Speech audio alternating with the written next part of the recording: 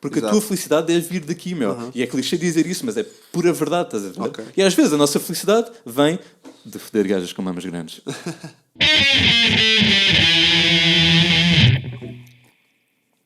Mas se reparar que tu há bocado estavas a falar na...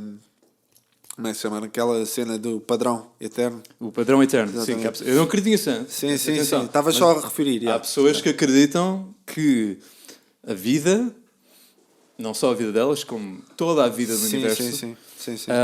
é tudo um ciclo Exato. constante e interminável. Exato. E que, na verdade, o universo não tem princípio nem fim.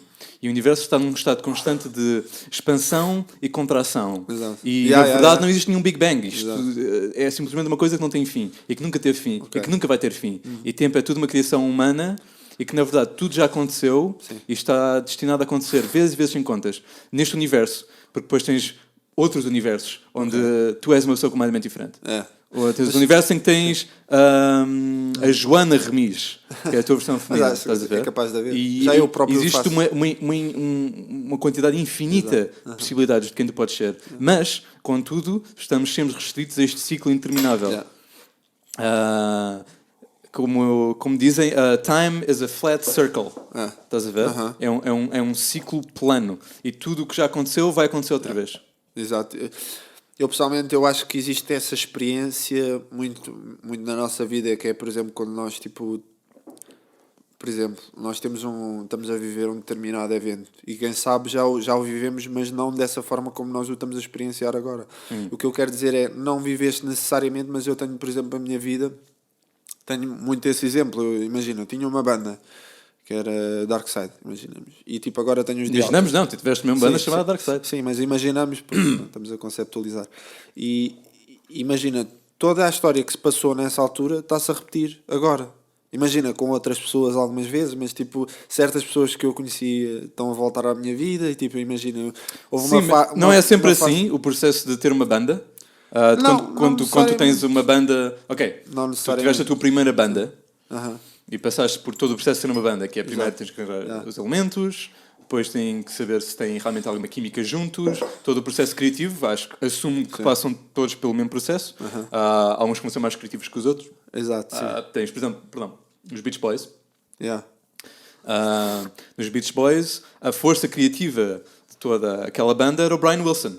Era o Brian Wilson que compunha as melodias, compunha as letras, e depois ele dizia aos irmãos e aos primos, que caso não saibam, os Beach Boys eram todos irmãos e primos, não sabia, aquilo era tudo familiar. Depois ele dizia, olha, tu cantas isto, tu cantas aquilo, tocas aquilo. Estás a ver? E eles iam tipo, fixe, ok, este gajo é que sabe, este cara é que é o gênio. Mas imagino que... Ele tinha intérpretes, não é?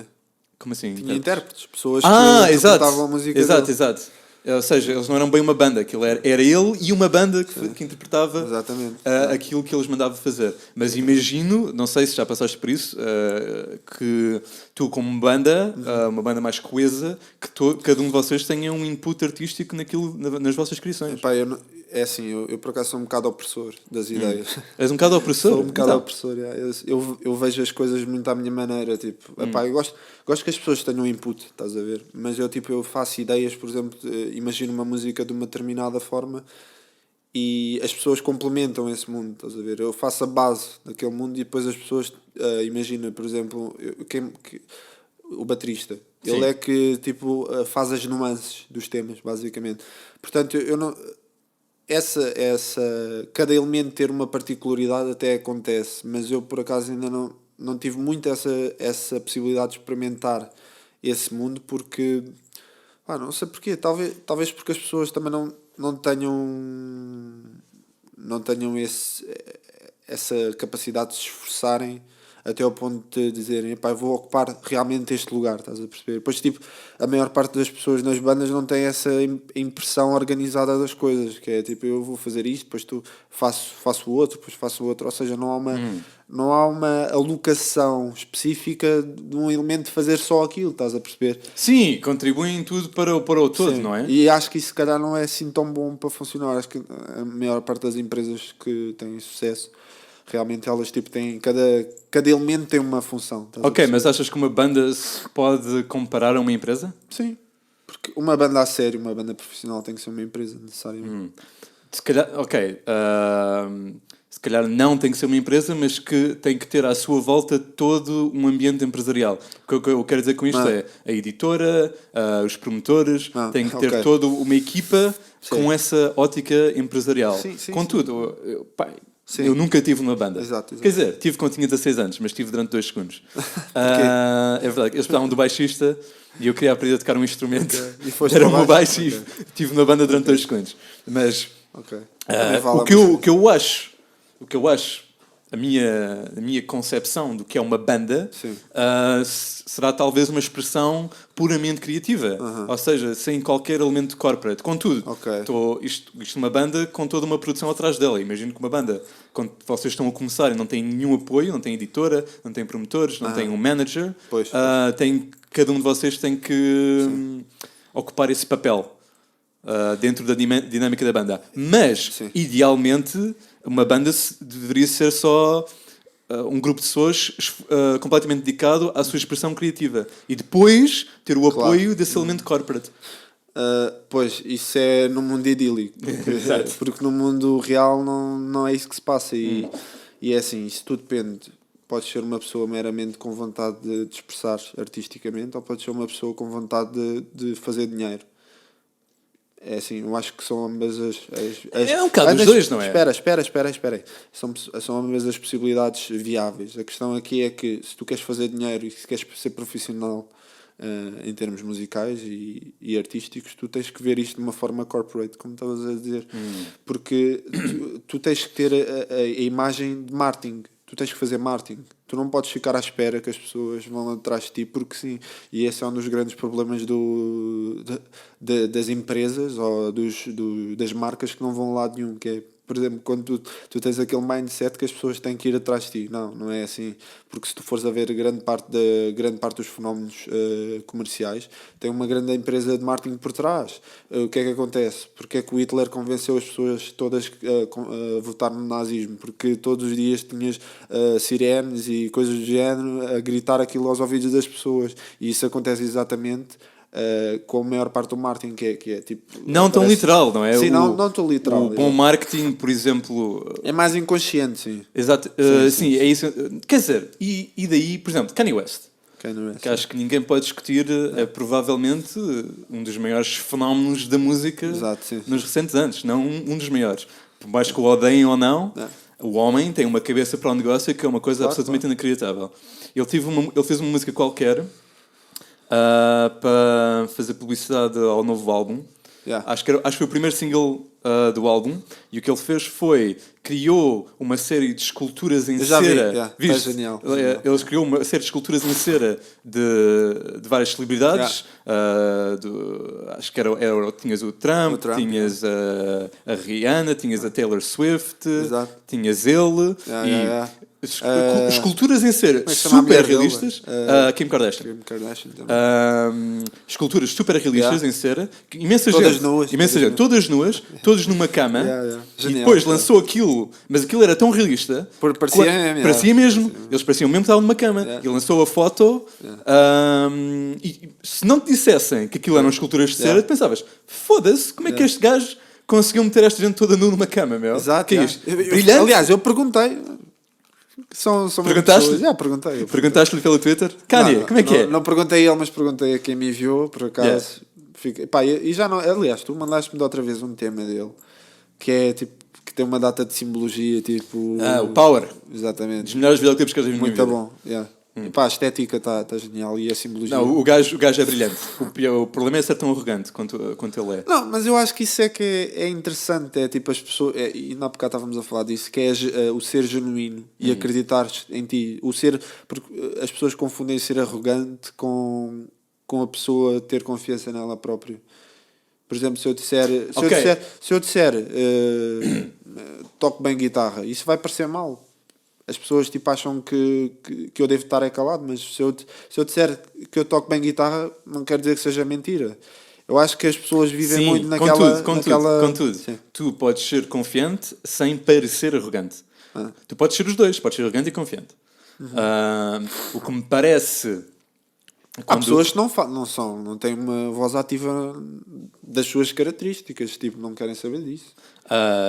Sim, mas isso... Sim, tens os dois lados, não é? Tens pessoas que estão confiantes, mas que não expressam isso, não dizem isso. Às vezes têm outras pessoas a dizer por elas, tipo, olha, este gajo toca muito bem guitarra. E é curioso, meu, quando tu dizes, eu toco muito bem guitarra, tu podes parecer arrogante, mas quando alguém diz, olha, este gajo toca muito bem guitarra, tu ficas mesmo, ok, e tens a aprovação desta pessoa. Eu vou dizer, muito melhor. Tu sabes que isso é interessante o que acabaste de dizer, porque grande parte do marketing que se faz não é diretamente a banda que faz, mas sim o que está à volta dela. Por exemplo, é o que acabaste exatamente de dizer. O que é que fica melhor? A pessoa dizer eu faço isto ou outra pessoa dizer este gajo faz isto. E então é bem interessante que isso é um fenómeno, por isso é que tipo, as bandas nunca deviam estar envolvidas no próprio marketing. Não devia ser, por exemplo, os Metallica que deviam chegar às pessoas e dizer olha, que eu ouvi este novo som, estás a ver? Não, tem uma editora que diz, hoje são os Metallica e tipo, hoje são um novo som deles. Por isso é que é essa parte do corporate, estavas a falar. Que era todo o exército de pessoas que tens à tua volta. Mas é uma empresa, tem que ser, necessariamente. Voltando aí ao tema da... Sim, mas eu queria falar contigo sobre outra coisa. Diz. As dificuldades que tu sentiste em Portugal relativamente... Pronto, tu és um músico, tu és um artista. E a mentalidade geral, pelo menos quando eu falo com os meus amigos sobre música e sobre artes no geral, é que existe toda uma série de bloqueios em Portugal quando queres ser artista. Músico ou outra coisa qualquer. Tu sentiste isso ao longo do teu percurso como artista? Não, a única dificuldade que eu sinto é a minha própria limitação. No sentido em que... Não, no sentido em que eu acho que as pessoas às vezes culpam muito os outros. E elas próprias deviam ser responsáveis pelo seu próprio sucesso ou seu próprio falhanço. Eu acho que não há nada mais interessante tu seres capaz de perceber que se falhaste não foi porque os outros falharam, foi porque tu falhaste. E se tu fores capaz de defender a ti, tens muito mais capacidade de ter sucesso que se disseres assim, os outros fizeram e o que é que tu podes fazer pelos outros? Não, tu só podes fazer por ti. Eu acho que se eu alguma vez tive dificuldades foi nesse aspecto. E, por exemplo, eu agora com os The Artists, o que eu noto muito é que não há estrutura comercial para este tipo de música em Portugal. Ou seja, o que é que tu tens? Tens fragmentações de público. E o que é que acontece? Tu não tens uma estrutura no género, por exemplo, a música pop, sai uma música do Kanye West, vai parar à rádio X, depois rádio Y, rádio Z, até um ponto em que tu tens uma estrutura que está a bombardear constantemente essa música em toda a gente. Depois passa na MTV, depois vai às 5 para a meia-noite, depois vai não sei o quê, depois fazem entrevistas e às tantas tu tens um núcleo bué forte a falar daquela música. E o que é que acontece? No metal underground, que é onde os The Artists estão, não existe esse núcleo. Tens fragmentos de pessoas que vão àquele concerto, depois tens fragmentos de pessoas que vão àquele concerto, não tens vozes que chegam a muitas pessoas. Por exemplo, as rádios de metal não existem sequer. Eu acho que existem algumas. Existem, mas não estamos a falar. Não têm o alcance, não estamos a falar, por exemplo, da RTP, Exato. nem da SIC. Isso são meios é como tu dizes, não existe ainda uma estrutura. Não existe. Contudo, acaba-te a ti então criar essa estrutura. Exatamente. A dizer. Tu é que tens de criar a tua rede social e essa rede social às vezes não é fácil de criar. Porque não tens, para já é preciso ter dinheiro. Uma produção a sério, não é tipo, as pessoas pensam que eu quero ter uma banda. Está bem, queres gravar um álbum, queres gravar um videoclipe e depois vais fazer o quê?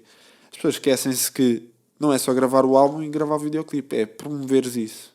O trabalho está por trás disso, que é chegar às zines, chegar às rádios, chegares, por exemplo, não sei, todos esses meios de comunicação. Não é fácil, demora tempo, até porque tu se estás sozinho, ou seja, se não existe essa estrutura e por exemplo, uma coisa que devia acontecer era a editora fazer isso por ti.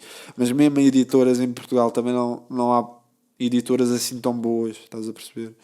Ainda, por enquanto. Claro, sim, mas isto é uma coisa expansiva, quem sabe um dia... Mas eu vou dizer uma coisa, eu sinceramente, a música alternativa ao metal em Portugal, que é do que eu posso falar, é tudo, é tudo muito infantil, estás a perceber? É tudo... Infantil tudo, no sentido... Em que sentido? Infantil a nível... Que ainda está nas suas fraldas, Exato, que ainda é muito novo, ou infantil que as pessoas ainda têm aquela mentalidade de vítima? Também tem a mentalidade dos dois. Mas não é, exatamente, mas não é só isso que eu me refiro. Eu refiro-me basicamente a que a infantilização tem a ver muito com o facto das pessoas, por exemplo, querem fazer uma carreira. Certo. E o que é que elas deviam fazer? Deviam pensar em chegar às pessoas. Mas o que tu tens vou fazer um álbum, gravar com uma qualidade mais ou menos, não é? Muitos até gravam com uma boa qualidade e depois vou fazer o quê? Vou tocar ao vivo. Mas tipo, as pessoas esquecem-se que, mas para isto tocar ao vivo tens que ter pessoas, certo? Senão vais tocar para quem? Lógico, não é? Assumes que vais ter, não é? Que não, acho que o pessoal assume que quando és realmente bom tens já o público garantido, não é? Mas não. Claro que não, porque o ser bom e seres conhecido não tem nada a ver. Podes ser uma porcaria e seres super conhecido, e podes ser muito bom e não seres conhecido todo. Exato. Foda-se, agora disseste uma grande verdade, meu puto. Pá, é a minha opinião, estás a ver? É assim. É a tua e é a minha, meu. Okay. Mas é bem interessante, voltando um bocadinho atrás, teres tocado na mentalidade de vítima e na mentalidade do gajo que faz acontecer, não é? Exato. Porque tu tens, a meu ver, dois grandes grupos de pessoas. Tens os que culpam o exterior pelos seus fracassos, pelas coisas mais que lhes acontecem, e tens os que se culpam a eles mesmos. Tens aqueles que tomam as rédeas do próprio destino. Só uma coisa, o que tu acabaste de dizer não é bem dois grandes grupos, é um grande grupo de vítimas e um pequeno grupo de pessoas que são responsáveis. Pois, isso é o que diferencia realmente quem é bem-sucedido e quem não é, não é? Sim. É assim. Uma pessoa bem-sucedida é uma pessoa que toma as rédeas, que toma a responsabilidade por tudo o que lhe acontece, mal ou bom. Mas é uma coisa muito libertadora o momento em que tu passas a assumir responsabilidade por tudo o que te acontece. Porque a partir do momento em que tens responsabilidade sobre tudo o que te acontece, também tens responsabilidade pelo tudo de bom que te pode vir a acontecer. Exato. Ou seja, tu tomaste o controle e agora tu estás a conduzir o teu navio. Exatamente. Não é? Tu és o capitão. Exatamente. E tu é que sabes o rumo onde tens que ir. E este rumo pode estar cheio de icebergs, pode estar cheio de obstáculos, orcas assassinas, o raio que parta, mas tu é que tens a responsabilidade de navegar essas águas e de chegar ao teu objetivo e ficar ainda mais forte por causa disso, meu. E é extremamente libertador quando tens esse domínio da tua vida e sentes até que podes fazer tudo o que te apetece. Não tens limites. E isso é como tu dizes, é uma sensação extremamente libertadora e permite-te, no fundo, também, é já um bocado reciclar um bocado aquela conversa que eu já acabei de ter, mas permite essencialmente seres capaz de ires onde tu tens que ir, porque tu não podes estar dependente das outras pessoas. As outras pessoas têm as suas ideias, as suas formas de ver o mundo, e se tu vais estar a pensar que elas te devem alguma coisa, tu não vais conseguir realizar nada na tua vida. E eu penso pessoalmente que o essencial aqui seria nós, como tu dizes bem, tomar as rédeas do destino, não é? Mas tu acreditas que tu acreditas realmente que o teu destino já está escrito? Isso é interessante. Eu acredito, o acreditar eu penso que sim. Penso que o facto de, por exemplo, nós termos alguma apetência na vida já é algo que até está escrito nos teus genes. Porque tu, por exemplo, tu podes podes gostar de fazer alguma coisa. Isso já é uma forma de determinar.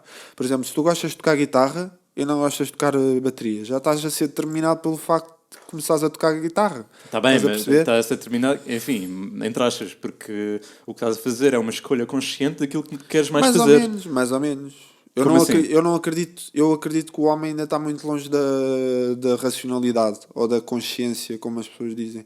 Acreditas que o homem não tem consciência? Explica lá. Acredito que o homem tem consciência, mas não acredito que essa consciência seja racional. Acredito que essa consciência seja emocional. É do género, por exemplo, o facto de nós vivermos todos os dias mais um dia é porque é uma mera construção emocional que tu fazes da tua personalidade. Do género, eu tenho que viver, mas porquê é que tens que viver? Qual é o motivo racional para viver? Ninguém sabe porquê. Ninguém pode chegar a um ponto... Mas porquê é que tem que haver um motivo racional para tu viveres? Porque é que... Há pessoas que se interessam. Eu pessoalmente interesso-me por esse motivo racional e não encontrei. Contudo, se calhar não existe motivo nenhum, meu. Se calhar, meu... Estás a ver? Se calhar não existe motivo Se calhar não existe motivo nenhum. Se calhar nós somos seres infinitos que estamos aqui nestes corpos feitos de carne e osso. Sim. Que isto, na verdade, é apenas um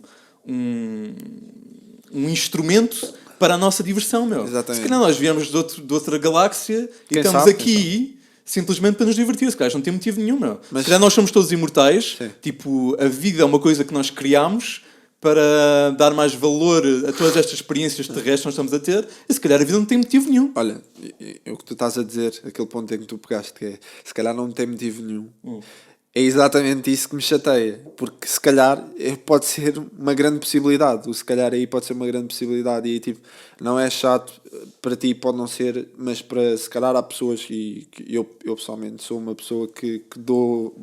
Pá, eu sou um egoísta, no sentido em que dou muito valor ao meu ego. E há a existência... Quem é que não dá muito valor ao seu ego? Espera. A existência de personalidade. Ou seja, porque... claro que toda a gente dá valor ao seu ego. Eu não digo que não. E não estou a dizer que sou diferente. Mas onde eu quero chegar é que sou egoísta no ponto em que...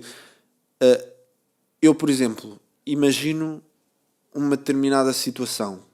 Só que... existe uma condicionante, que é a própria natureza. E essa condicionante, se calhar muitas vezes não me vai deixar ser quem eu quero ser. E isso... Como assim? Mas tu achas que podes ser condicionado a não te deixarem ser o que tu queres ser? Claro, se eu quiser voar no espaço, posso não conseguir. Claro que podes. Está bem, posso.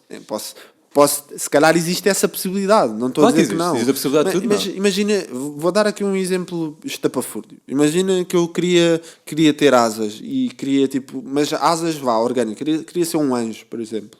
Mas o que é que não podes ser? Quem te diz que daqui a 100 anos não seremos capazes de manipular os nossos corpos a esse ponto? Está bem, pronto. Isso é possível, mas até agora não é.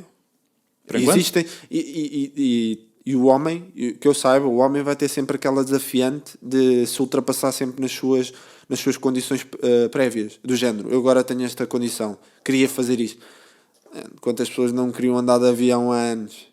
E não conseguiam? Sim, mas isso não é... Isso é uma das grandes... a meu ver, uma das grandes virtudes da nossa espécie. Sim. É que a natureza impõe-nos todas estas limitações e ao longo... Não sei se nos impôs com esse objetivo. Sim, mas o que nós fazemos é... Nós temos todas estas restrições ao longo da história da nossa espécie e quando temos uma coisa na cabeça, eu acho que o desejo de voar é uma coisa que estava imprimida nos nossos genes desde os primórdios da nossa espécie. Estás a ver? Já estás a ser condicionado. Já estavas a ser condicionado. Os nossos primórdios já estavam condicionados, se calhar, a irem para o universo. Não sei se estavam, mas é uma coisa que estava... Eu acho que cada um de nós sonha com isso, não é? Sonha em voar. Eu acho que... eu não tenho a certeza disto, mas acho que é uma coisa inerente à nossa espécie de ficarmos com esta ideia de nós queremos voar. Exato. E conseguimos. Se calhar estamos condicionados a querer isso. Mas aqui, não há restrições, não é? Nós conseguimos não. destruir esses limites. A questão aqui é... Eu acho que tu estás condicionado, mas, por um lado, existe a ignorância. A ignorância não permite que tu, por exemplo, possas ser olha, permite-nos estar a ter esta conversa. No sentido em que, por exemplo, a única... Eu não acredito que existe, por exemplo, que o futuro não esteja determinado. Acredito que nós somos ignorantes do futuro. Eu acho que, por exemplo, se tu não podes mudar o passado, o que é que te leva a pensar que podes mudar o futuro? Claro que podes, porque o futuro ainda não aconteceu. O futuro não aconteceu, mas tu já estás determinado a agir mediante o que foste no passado. Se tu não tivesse a tua experiência do que tu és, do ser que tu és, por exemplo, o facto de tu comeres é uma coisa até bastante básica, mas se tu não fosses condicionado a comer, não eras quem tu és. Ou seja, tu já estás condicionado a uma data de coisas. Tu foste condicionado a partir do momento em que nasceste em Portugal, uma data de pessoas que têm uma determinada mas cultura. Só porque tu estás condicionado a uma coisa, não quer dizer que não consigas ultrapassar esse condicionamento. Não, mas se calhar grande parte de ultrapassar esse condicionamento é tu seres condicionado a ultrapassá-lo. Meu, que inception do caralho, estamos aqui a acontecer, meu. Não sei, digo. Só me fodes a cabeça, Pedro. Então, não, mas eu percebo o que estás a dizer relativamente a condicionamentos. Tu sabes, olha, deixa-me só dizer-te uma coisa. Tu sabes aquela teoria do caos do universo? Porque sei, mas explica, entropia. Não, explica, Okay. olha, explica o que é entropia e explica a teoria do caos para ficar aqui assim, eu sou um bocado leigo. gravado. Sou um bocado leigo, apesar de me envolver muito nas metafísicas. Não interessa, mas explica. Então a entropia Com o melhor da tua capacidade. a suposição da entropia é que do caos nasce a ordem. Pronto. E o que é interessante é que isso não se verifica, sei lá... Mas isso não é entropia. O que é entropia? Entropia suponho que é isso. É que do caos nasce a ordem? Do caos nasce a ordem. Sim. Eu acho que não é isso. É. Então vê lá. Vou já pesquisar. Vê, podes ver. Vou já pesquisar, mas continua a falar-me aí da tua... E o que é que eu quero dizer? Isto foi um grande estudo da minha vida que eu fiz, que é... a vida baseia-se exatamente com esse mesmo princípio. Aliás, a vida não, a consciência. Porque tu vais chegar a um ponto elementar da investigação científica em que tu vais ver que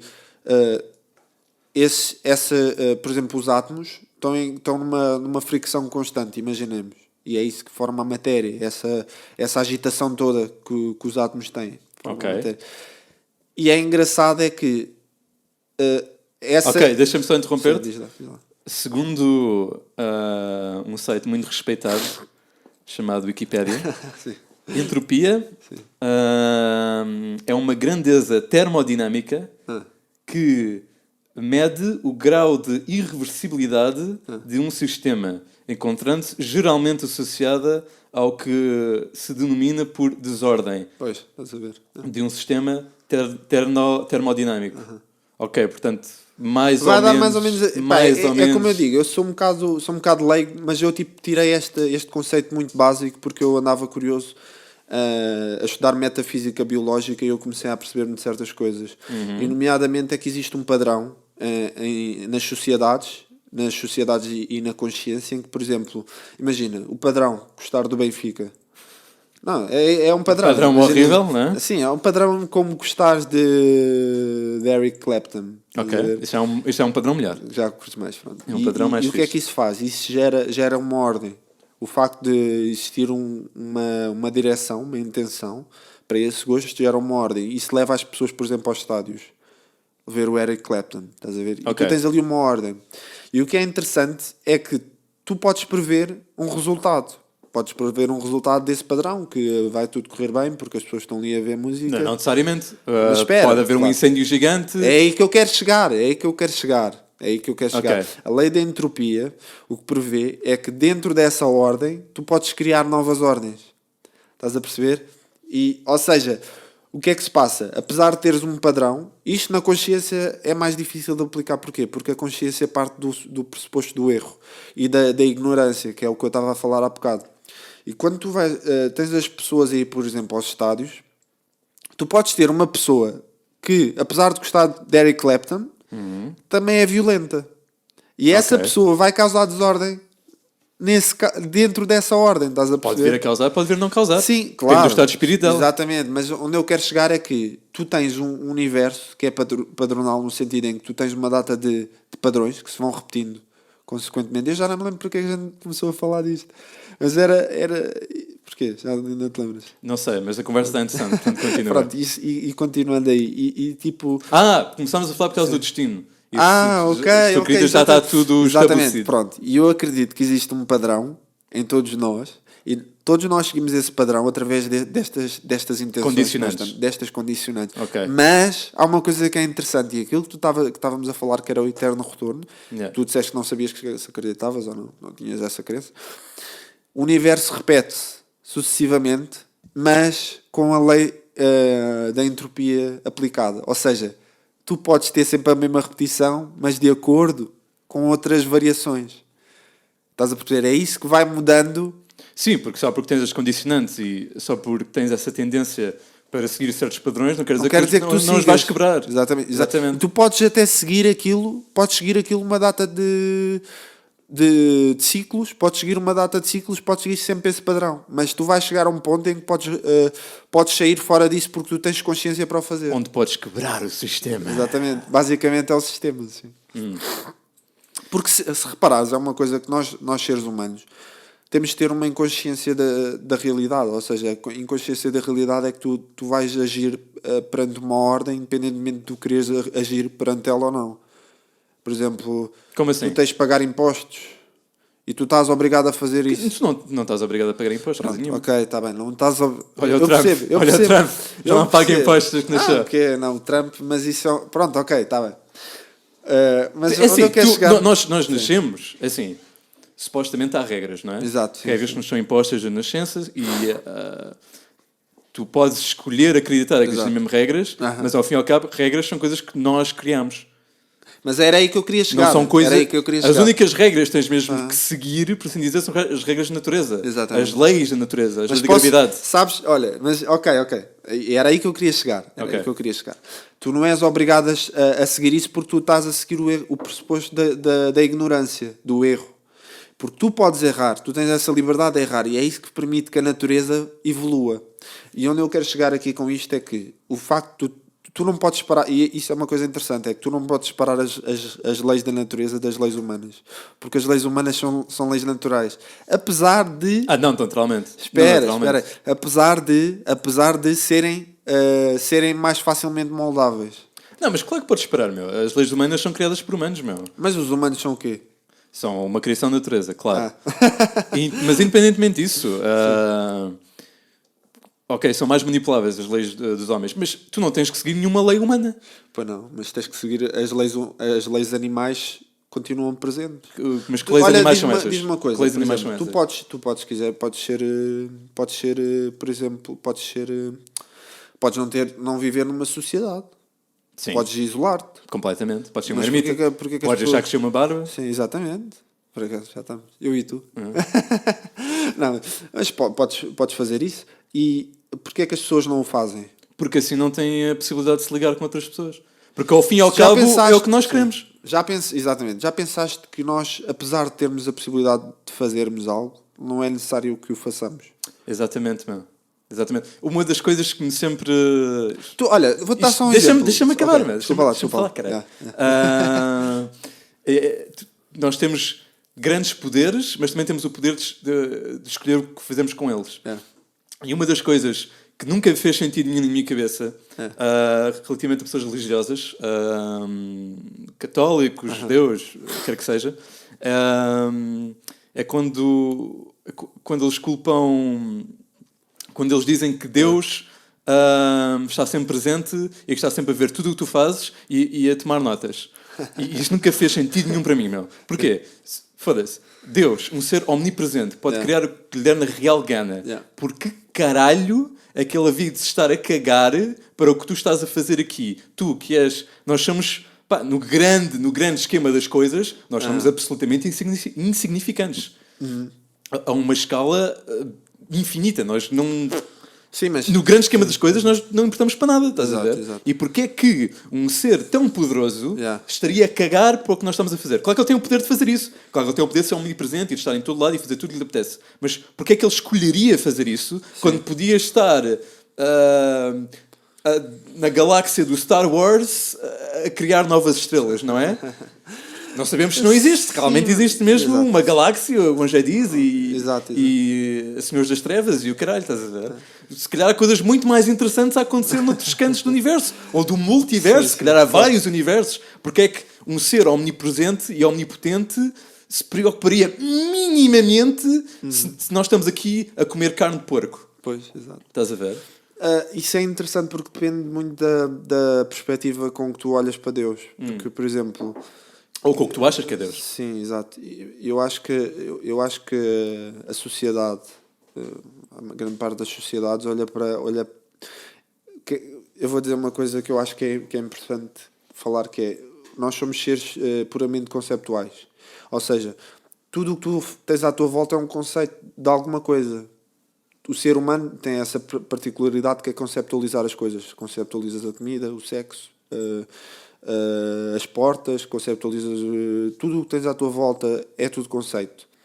E o que se passa é que... Conceito, enfim, entenda-se, a tua interpretação da realidade, não é? Sim. É o que tu interpretas. É a conceptualização. E o que eu penso, o que é Deus para mim? Para mim, Deus, de uma perspectiva da análise das religiões, para mim Deus é simplesmente a conceptualização da própria natureza. Não é mais que isso. E ou seja, por isso é que as pessoas dizem que Deus está a tomar notas e que está em todo lado, no sentido em que a própria natureza é o que está à tua volta. Agora, eu não acredito que Deus seja benfeitor ou tenha qualquer compasso moral para além do que é representado aqui. Porque o compasso moral é uma criação nossa. Eu não diria necessariamente. O bom e mal é uma criação humana. Nós é que definimos isso. Sim. Eu não sei se concordo, porque eu vou dizer uma coisa. Tu achas que existe realmente um bem e um mal? Eu acho que o bem e o mal pode ser uma coisa subjetiva a partir do momento em que a pessoa sente dor e prazer. Ok. Esse é o princípio básico da moral. Agora, vamos falar de uma gaja andar com mamas à mostra. Puramente moral. Esta transição a Deus e o significado do universo. Gajas com mamas à mostra. Mas vamos lá ver uma coisa. Qual é o sentido da vida? É mamas? O sentido da vida é mamas? Para ti, isso é o sentido da vida. Para mim, porque é que as pessoas se casam? Qual é o fundamento da vida? Eu acho que se casar é um tremendo erro. É. Na minha opinião. Sabes que eu tenho uma... Não sei qual é a tua Agora, uma transição dramática. Sim, mas... Não sei. Mas porquê? Porquê que achas isso? Porque eu acho que o ser humano não é um ser naturalmente monogâmico.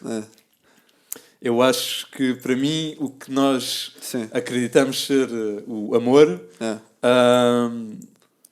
é, na verdade, uma reação química que acontece no teu cérebro e que te faz querer procriar com essa certa pessoa. Okay. E que, quando acontece e é super intenso, mas lentamente vai deteriorando, deixando-te preso,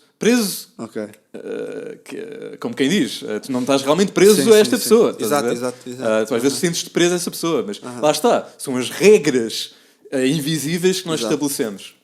Mas sabes que é interessante que... Mas calma, deixa-me acabar. Ok, desculpa.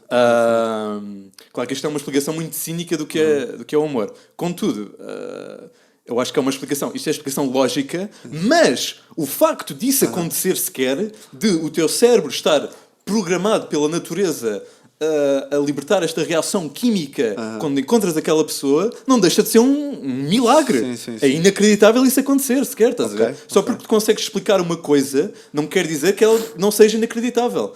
Cada vez mais conseguimos explicar fenómenos do universo, estás a ver? Exato. Mas só porque consegues explicar uma coisa, só porque tu consegues explicar que a água mata sede, não quer dizer que isso não seja inacreditável. Como é que isto satisfaz uma necessidade tão forte, tão primal, estás a ver? Só porque explicas uma coisa, não quer dizer que não seja inacreditável. E eu acho o amor uma coisa inacreditável na mesma. Agora, eu acho que esta coisa de nos prendermos, por assim dizer, a uma pessoa legalmente... é uma criação puramente humana e acho que é completamente desnecessário.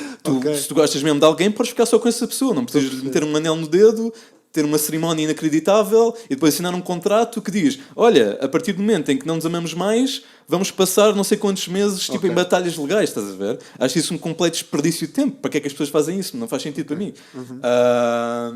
Isso é que eu acho do casamento. Porque, na minha opinião, nós não somos seres monogâmicos, meu.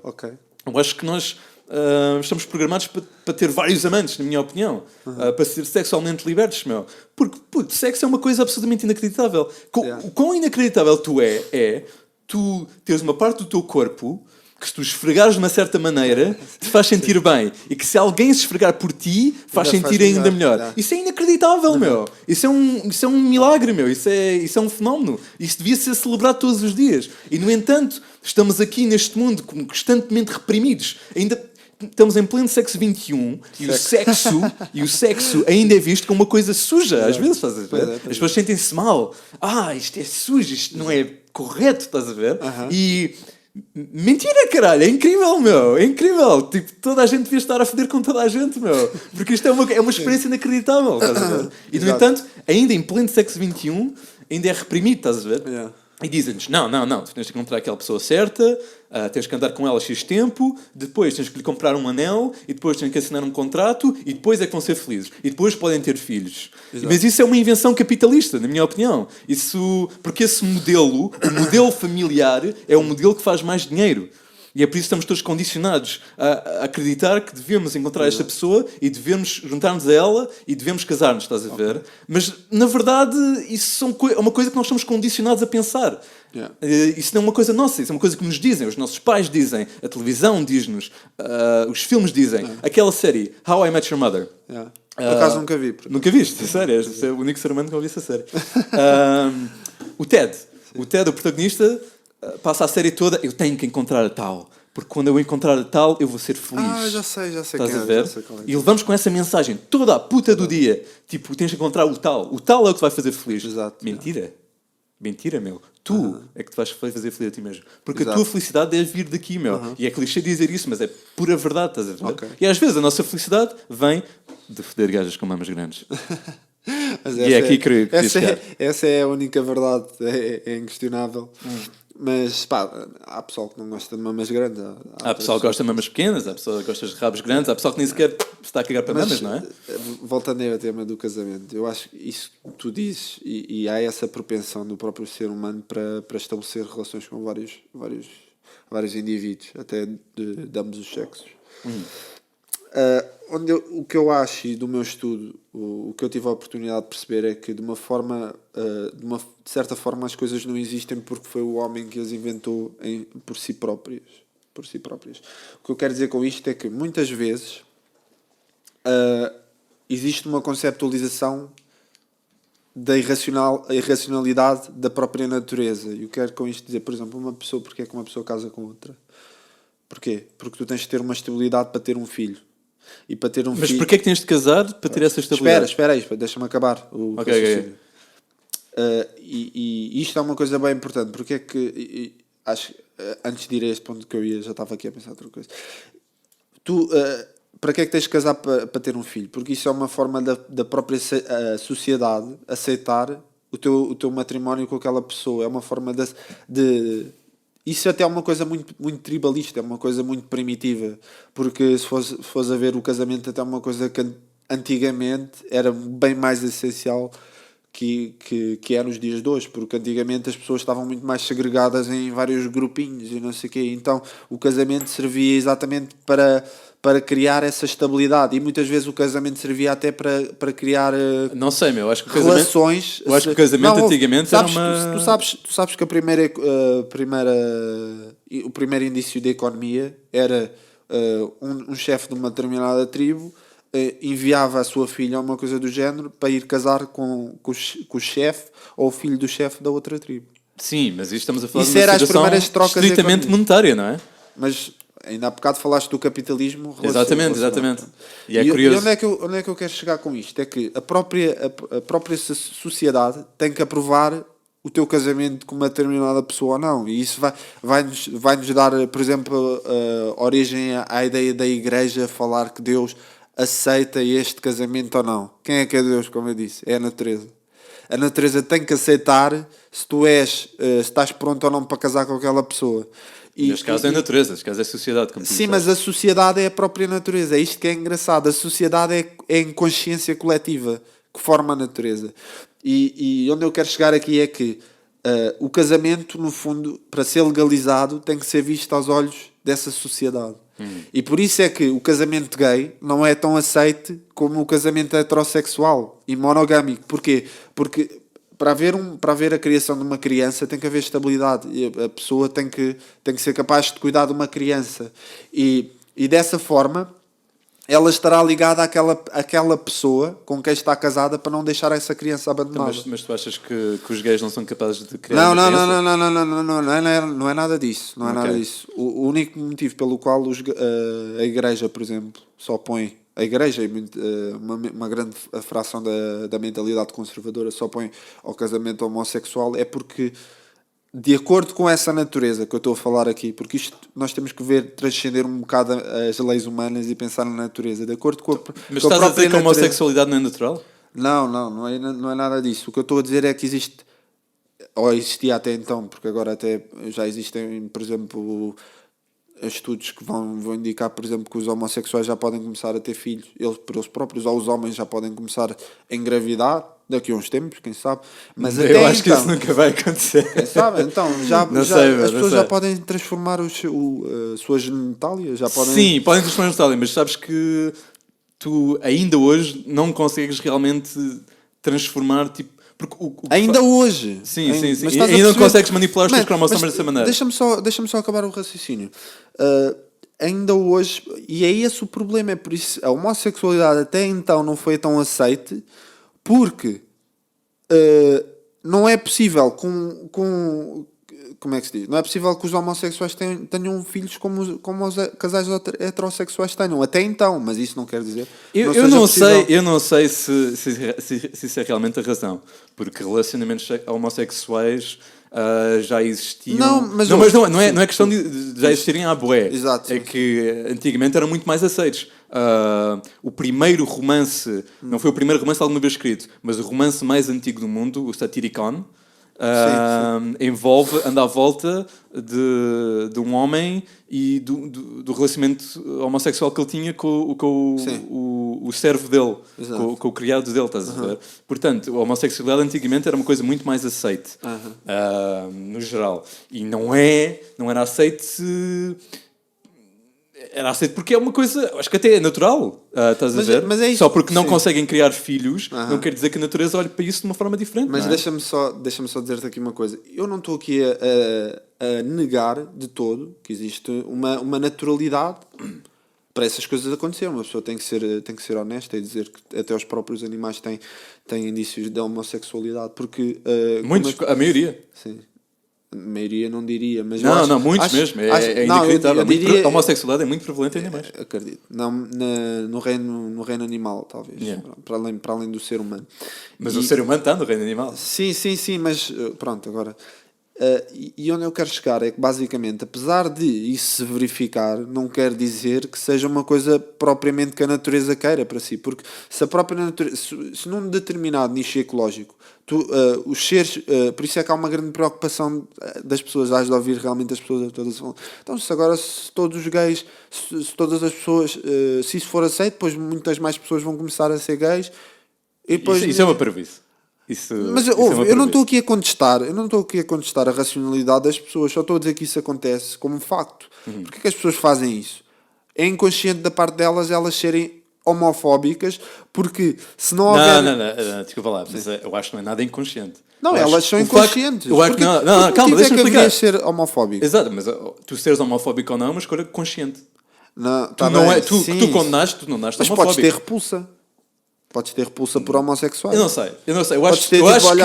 Eu acho que, com a tua lógica, eu acho que nós somos muito mais condicionados a ser homofóbicos, ou podemos ser condicionados a ser homofóbicos, do que nascer homofóbicos. Eu acho que a homofobia é uma coisa que vem do teu condicionamento social. Claro que sim. Vem das pessoas como tu dás, vem das coisas que tu lês, vem das coisas que tu vês e vem das coisas que te dizem. Eu acho que a homofobia é uma coisa que nasce em ti. Mas achas, é uma coisa consciente, não é inconsciente. Eu acho que inconscientemente, muito antes pelo contrário, eu acho que a nossa espécie não é naturalmente homofóbica de todo. Antes pelo contrário. Eu acho que nós nascemos com uma capacidade de abraçar um ao outro, de abraçar quem nós somos. Sim.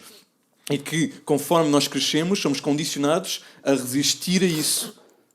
E com a homofobia e todas as fobias, na verdade, são fruto da tua experiência de vida. Algumas, talvez. Sim. Eu acho que a maioria são, na minha opinião. Eu acho que algumas, mas eu vou dizer aqui uma coisa que eu acho que é importante. Eu não estou aqui a posicionar não estou aqui a posicionar-me.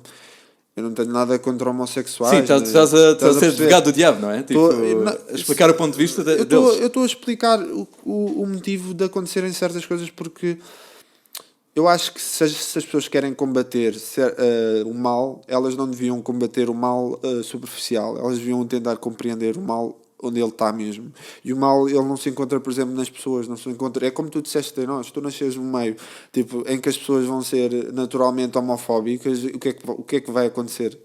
é muito mais provável que as pessoas sejam homofóbicas, não é? E quem diz homofóbicas, diz fascista. Exatamente, seja o que for. O que é que seja. E onde eu queria chegar com isto tudo é que todas essas coisas que nós vemos e que são más ou boas, e agora voltando ao casamento, são todas uma representação conceptual da própria natureza, aceitar ou não.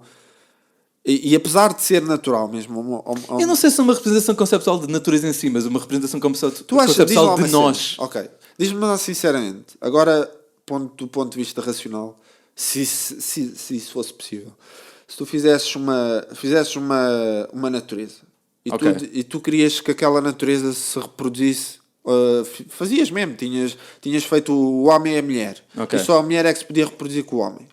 Sim. E naquele momento, o que é que como é que tu fazias para defender, por exemplo, o homem de se relacionar com outros homens? Porque tu só podias fazer que aquela espécie se reproduzisse, só podias se a mulher e o homem se reproduzissem. O que é que achas que, do ponto de vista de um criador, se tu fosses, o que é que achas que aconteceria se a maior parte da população se começasse só a relacionar com o mesmo sexo? Não está bem, mas uma coisa... Não é bem assim. Não existiria reprodução, é impossível. É assim. Não, deixa-me acabar. Deixa-me responder à tua pergunta. Sim. Uma coisa é... se eu fosse o criador e a minha única opção fosse para a espécie se reproduzir, qualquer espécie se reproduzir, fosse através da relação entre um homem e uma mulher, o que eu faria para não impedir que eles pudessem relacionar entre os outros é criar essa dinâmica dos géneros. Deixa-me acabar. Criar esse instinto de que se querem reproduzir e criar nova vida, têm que fazer um com o outro. Agora, não significa que não possas procurar prazer sexual ou até emocional, porque relações homossexuais não são estritamente físicas e... podem ser intelectuais. Exatamente, meu. Tu podes... Concordo. Não, falando como heterossexual, uma relação homossexual séria...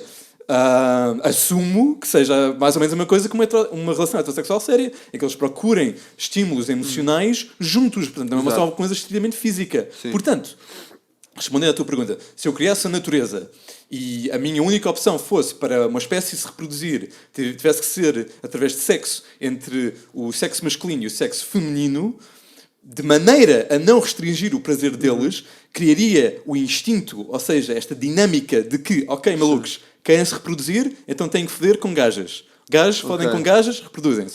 Contudo, se querem foder o manel, estão à vontade, não é? Podem procurar prazer sexual nos outros, estás a ver? Mas obviamente criaria esse sentido de urgência, no caso de quisessem reproduzir, estás a ver? Mas porquê pôr limitações, man? Estás a ver? Sim, mas tu tens de pôr na perspectiva de um monstro. Não podes pôr na perspectiva de... Como assim? Porquê é que Deus tem que ser um monstro? Porquê? Então, porquê é que Deus criaria um conceito em que para sobreviver tens de te alimentar de outros seres vivos que sofrem? Isso faz parte de um ciclo. Está bem, mas... É assim... há quem acredite, tal como tu disseste, que toda a natureza e todos os seres vivos são Deus. E toda a criação é Deus. E que, na verdade, nós estamos aqui porque Deus... se quer experienciar a ele mesmo. Ou seja, quer experienciar... Quer-se masturbar. Não necessariamente, não, porque não estou a falar só de prazer, estou a falar de dor também. Exato. Quer experienciar todo este leque de emoções e de experiências. E, claro que a dor passa por isso, não é? Dor pode não ser interpretada como uma coisa má. Dor pode fazer crescer, a dor pode fazer alcançar novos objetivos. E tu achas que uma gazela que morre, qual é a consequência que vai acontecer? Faz parte do ciclo, meu. Faz parte do ciclo. Tu achas que devíamos ser todos imortais e que ninguém devia morrer, que devia ser tudo feliz? Mas era aí que eu queria chegar quando eu disse que eu era egoísta e a preservação do ego, do meu ego, no sentido de eu ter uma personalidade e de querer preservar essa personalidade. Era exatamente o que eu queria chegar. Porque eu acho que todos somos egoístas nesse ponto, mas imagina, é um bocado frustrante tu teres certas ideias que tu não podes realizar-te. Porque isso está tudo na tua cabeça. Há coisas que são puras conceptualizações ou idealizações da realidade que tu queres fazer. Eu tenho uma imagem na minha cabeça, por exemplo, que eu sei que é impossível realizar aquilo. Estás a perceber? Por enquanto? Por enquanto não sei, mas eu acho que é improvável. Não sei, eu acho que tu metes os teus limites em ti mesmo. Na minha opinião. Tu nunca viste aquela... Olha, agora vou-me contradizer. Desculpa. Então, agora vou-me contradizer. Porque há coisas que, apesar de... No sentido em que tu tens que saber aceitar que há coisas que tu não podes controlar. Estás a perceber? Isso é uma coisa que me custou a aprender, mas é verdade. Há coisas que tu não podes controlar. É claro que tu podes melhorar a tua vida, mas há coisas que não podes controlar. Porque... Contudo, podes controlar Ok, há certas coisas que não podes controlar, tipo o tempo. Ok, chove. Exato, por exemplo. Chove, fodeu. Não controlas a chuva. Exatamente. Contudo, tu controlas a tua reação à chuva. Exatamente, tu controlas o que vais fazer em relação à chuva. Portanto, sim. podes não controlar tudo, mas podes te adaptar a tudo. Exato, sim.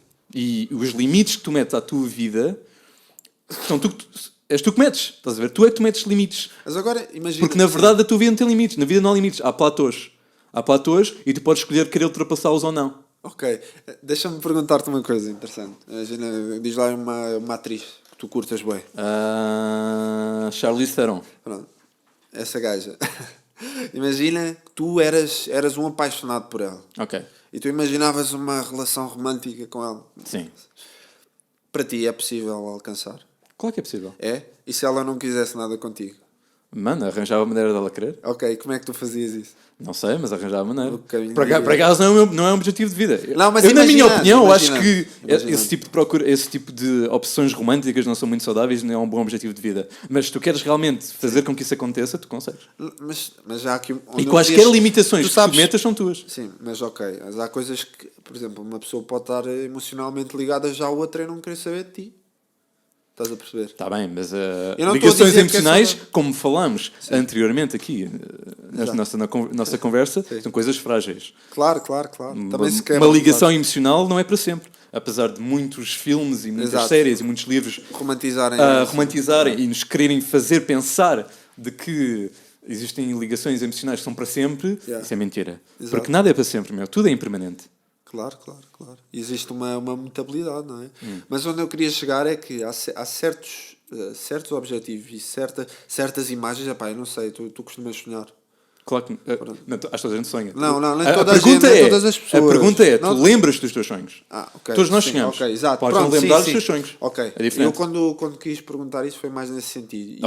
E imagino, por exemplo, o que eu vejo na minha cabeça é uma coisa que não tem nada a ver com esta realidade. E se eu conseguisse trazer muitas vezes as coisas que eu sonho, era uma coisa fenomenal. Mas eu sei que isso não é possível. E o sentido egoísta que eu falo aqui, tu não consegues realizar certas coisas porque não dependem de ti. Por exemplo,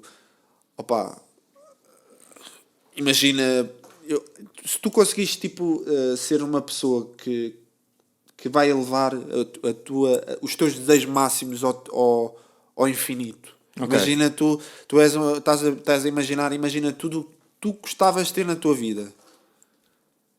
Tudo, imagina tudo o que tu gostavas de ter na tua vida na palma da tua mão, a partir da manhã. Ok.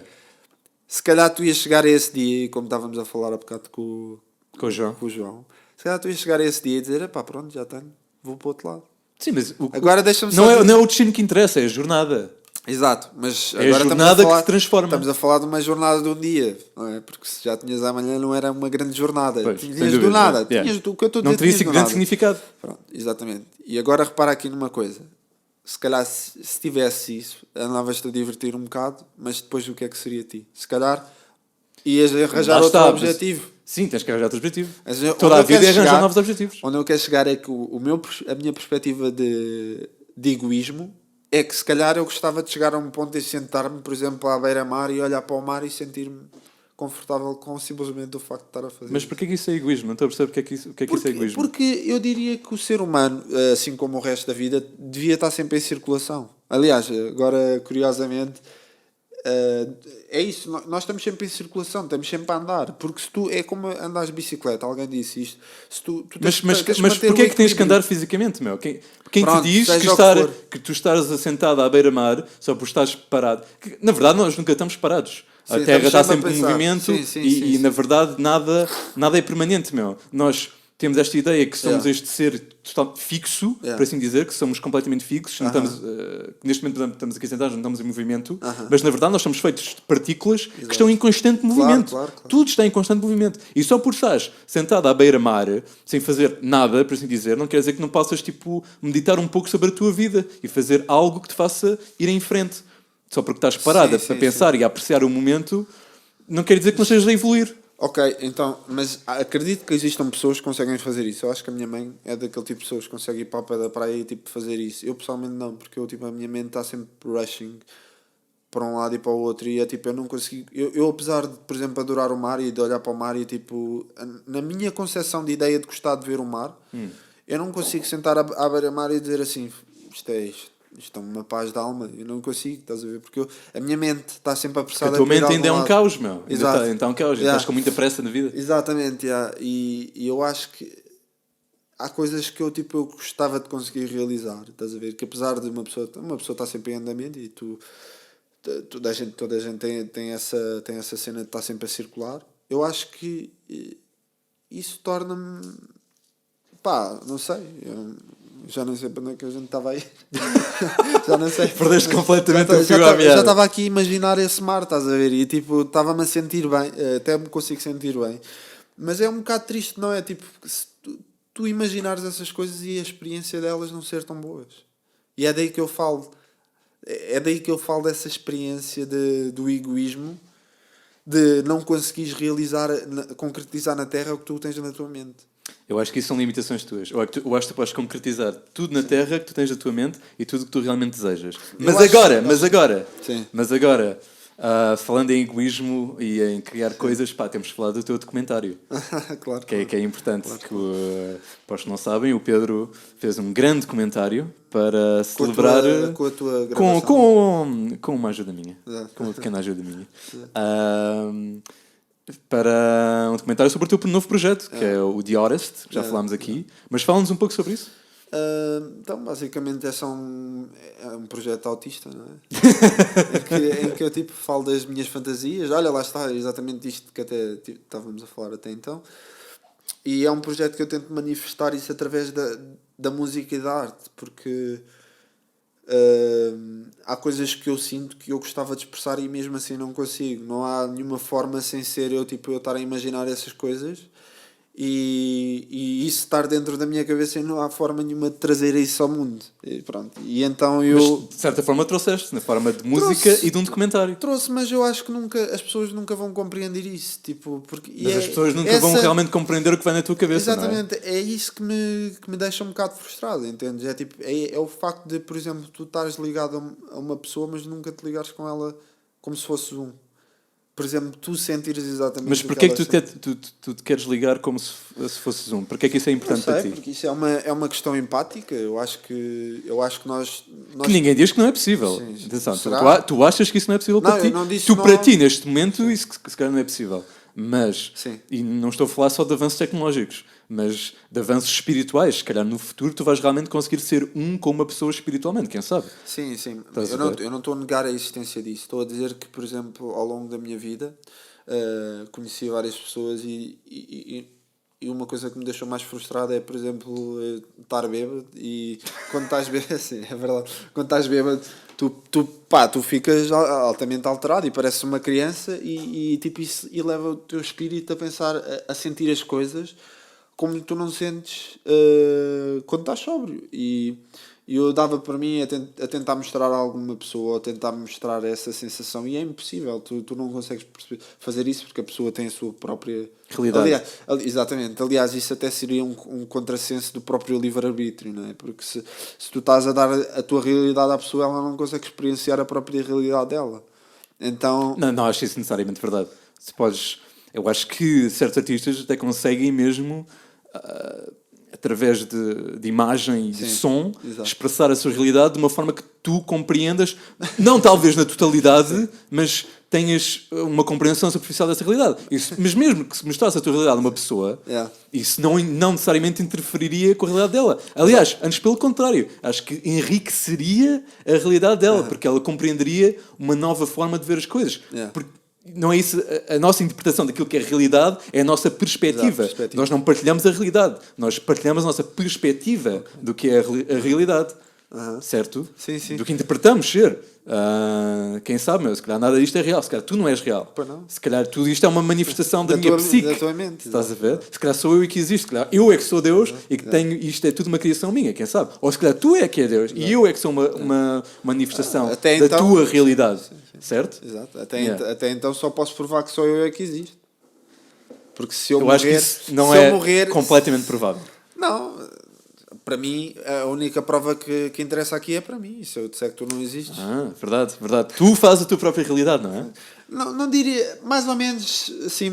voltando só... Mais ou menos, eu acho. Olha, deixa-me só deixa só dizer-te aqui uma coisa. Estavas a dizer que os artistas realmente tipo, têm essa cena de passar aos outros. E há uma coisa que eu tenho uma história para contar, porque isto foi uma coisa que me aconteceu e é até um bocado frustrante, né? Então, conta aí. Uma das minhas bebedeiras, né? Dirigi-me a um artista, que é o Fernando Ribeiro, que é dos Municipal, e eu estava-lhe a contar a minha experiência de um álbum que eles lançaram, porque quando ele lançou aquele álbum, que era o Night Eternal, e eu estava a ouvir aquilo, e eu tipo... achei super interessante o conceito, porque era uma coisa que eu estava a virar na altura, era uma coisa que eu estava a estudar muito, e havia um tema em particular que chamava Scorpion Flower. Ok. E esse tema em particular eu achava super intrigante, porque então, mas de onde é que saiu esse nome? Porque, e isto vindo de uma pessoa como eu, que estava a estudar aquilo, estás a perceber? E tinha toda uma história, na altura eu estava a estudar o gnosticismo, que é uma história basicamente sobre aquilo que eles estão a contar no álbum, só que é uma história diferente. E eu nessa conversa com o Fernando, ele estava-me a dizer basicamente o que é que significava esse tema. A flor escorpião. Exatamente. E eu pensei que era alguma coisa assim de espiritual. E ele disse assim, eu estava no meio da rua e vi tipo um bocado de metal ou uma coisa assim do género. E eu, a sério, é só isso. É só isso que tens-me a dizer. Pois, tiveste uma interpretação completamente diferente, tipo, não é? 5 anos da minha vida, a pensar que aquilo era tipo uma alta cena espiritual e eu sabia o que é que aquilo queria dizer e o gajo tipo diz-me aquilo. Não, afinal é só um bocado de metal no chão, meu. É curioso como a arte moderna que vemos agora, tipo, sim, aqueles quadros completamente disparatados, que é uma tela branca com um risco de tinta vermelha, e tens os grandes críticos da arte a dizer isto significa a debilidade do homem e o caos da consciência humana. E depois te perguntas ao artista, eu estava com uma moca do caralho e atirei aquilo para o quadro e olha, ficou fixe, portanto, mas é tranquilo. Isso mesmo. Lá está, estás a interpretar, tentar interpretar, a decifrar a realidade do artista baseando-te na tua realidade. Tá vendo? E tu achas que aquilo é verdade, mas na verdade não é verdade nenhuma. Exatamente. E tu achas que o Fernando Ribeiro não ficou triste por não pensar que aquilo era um bocado de metal? Eu ficaria. Eu acho que o Fernando Ribeiro está a cagar para o que tu achas da música dele. Mas lá está, isso é que é triste. É tipo, porque é que as pessoas não têm que.